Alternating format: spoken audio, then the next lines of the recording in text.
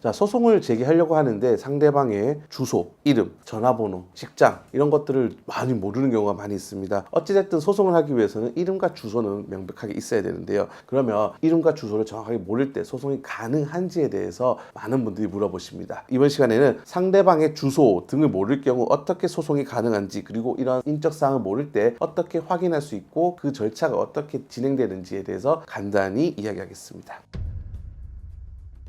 피고가 될 사람의 인적사항을 아무것도 모른다고 하면 정말 힘든 건 사실입니다만, 이름이나 과거에 살았던 주소 또는 직장 등을 알게 된다면 그 내용들을 확인할 수 있는 방법은 있습니다. 우리가 보통 소장을 작성할 때 이름 밑에 주소를 적게 되는데요. 주소를 모를 경우에는 주소 불명이라고 이렇게 표기를 하면 됩니다. 주소 불명이라고 표기를 하게 되면 법원에서는 보정명령서를 내려오는데요. 다만 기본적으로 아는 일부 내용이 있다면 주소 불명이라고 작성함과 동시에 사실조회 신청서를 제출하면서 그 내용을 확인하면 됩니다. 만약 상대방의 전화번호를 알 경우에는요, 각 통신사에 상대방의 전화번호로 가입된 가입 당시 제출했던 인적사항들을 조회할 수가 있게 되고요. 또한 상대방의 직장 주소를 알게 되면 상대방의 인사기록 등에 표시된 주소 등을 제출 요구할 수 있습니다. 또한 만약에 상대방의 형사사건이 같이 동일한 내용으로 진행되고 있다 할 경우에는 형사사건의 정보공개 청구를 통해서 확인하실 수도 있습니다. 또 상대방이 지금 살고 있는 주소는 모르지만 과거에 주민등록이 등록되어 있던 주소가 있을 경우에는요, 보정명령서에 따르는 어떤 보정이 나오게 될 경우 그 주소를 통해서 상대방의 주민등록 초본 등을 확인하실 수 있습니다. 이러한 내용들을 확인하면은 상대방이 현재 살고 있는 주소에 대해서는 알 수가 있게 되고 소송 절차가 진행될 수도 있습니다. 이렇게 상대방의 주소를 알게 되었음에도 불구하고 상대방이 그한 소장 등을 송달을 받지 않음으로 인해서 이런 사건 절차가 진행되지 않는 경우에는 어떻게 해야 되는지에 대해서도 궁금하실 수 있는데요. 그러한 경우에는 법원에다가 어떤 송달을 여러 차례 시도를 해보는 경우가 먼저 있을 수 있습니다. 즉 상대방의 주소에 야간 송달 또는 주말 송달 등 특별 송달을 통해서 상대방이 평일에 없을 때 이렇게 송달을 받게 하는 경우도 있을 수 있고요. 또는 상대방의 직장 주소를 알 경우에는 직장으로 곧바로 송달을 시키는 경우도 있습니다. 만약 이러한 경우를 모두 거쳤음에도 불구하고 만약에 상대방이 송달을 받지 않는다라고 할 경우에는 공시송달 신청을 해서 받을 수 있는데요. 공시송달이란 법원의 게시판에 어떤 내용이 송달이 되었다고 표시를 하고 그 표시한 날로부터 2주가 지나면 상대방이 송달을 받은 것으로 간주하는 효과가 발생할 수 있습니다. 어쩌면 일방적인 이런 사건 절차 진행이 될 수 있기 때문에 원고로서는 승소를 받는 경우가 좀 더 높아진다고 보실 수 있습니다. 상대방의 주소를 모르는 경우 또는 상대방의 주소를 알았음에도 불구하고 상대방이 송달받지 않은 각각의 경우에 대해서는 전문가와 상담을 통해서 그러한 내용을 구체적으로 이야기하는 게 좋을 것 같습니다.